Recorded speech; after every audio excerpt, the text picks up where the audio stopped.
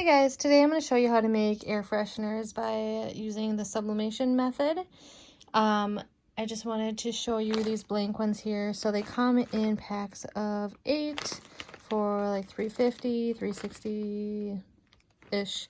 It comes down to like 48 cents a air freshener.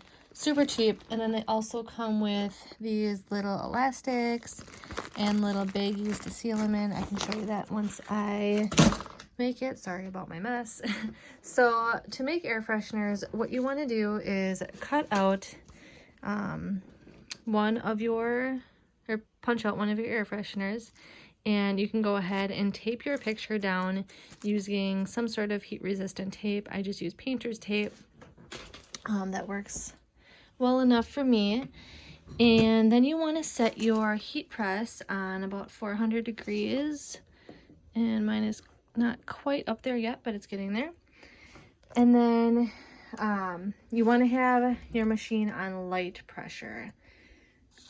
So once it gets up to that, you can go ahead and push that down for 60 seconds at 400 degrees. Okay, so those just got done and they are super hot.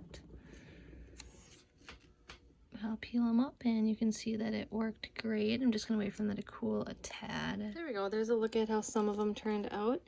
And I'm just going to punch this little hole out here, if I can get it with one hand. And then you just put the string through the hole, tie it up, and then it comes with these neat little bags where you can actually seal it. And you can either add your own essential oils to the sides right here, or you can even add it on the picture. It's not going to hurt the picture at all. So I do, some people do add like candle oils, and I know that lasts longer. I like my essential oils, they're a little more natural.